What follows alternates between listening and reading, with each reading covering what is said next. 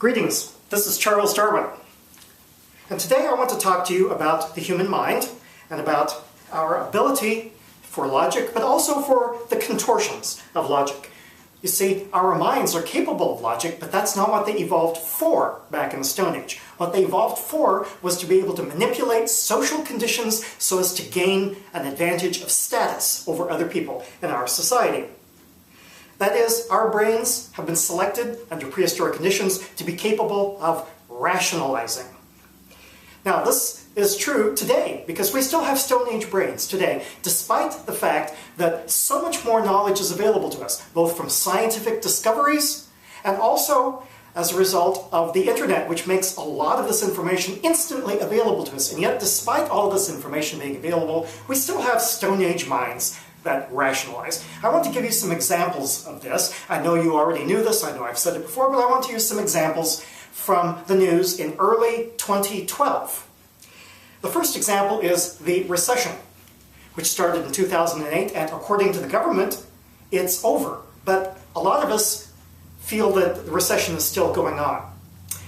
But in 2008, the cause of the recession, according to banks and other financial institutions, was not them. They didn't cause it, no.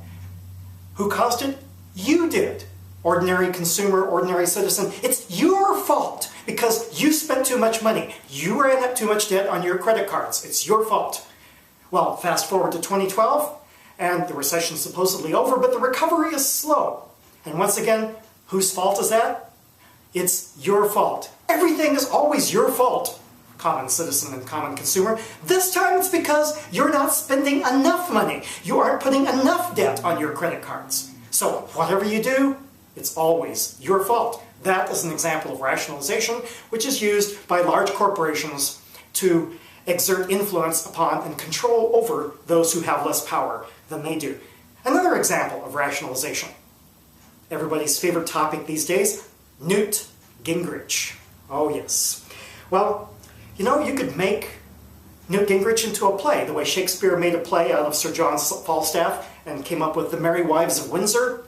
Well, you could make The Merry Wives of Gingrich. That would be kind of an interesting play. And this is an outline of what happened. He cheated on wife number 1, and then when he was going to marry wife number 2, he asked her for an open marriage so that he could continue his affair with the woman who eventually became wife number 3. Sounds pretty crazy, doesn't it? Well, guess what? Whose fault was it? Was it his fault? Of course not! It was the fault of the press. That's whose fault it was, because they reported it. And to make matters even funnier, Rick Perry dropped out of the Republican race on the very same day that this information became available. He stands for Christian morality, and so from his Christian moral point of view, he said that people should vote for Newt Gingrich. Does this make any sense? Of course not.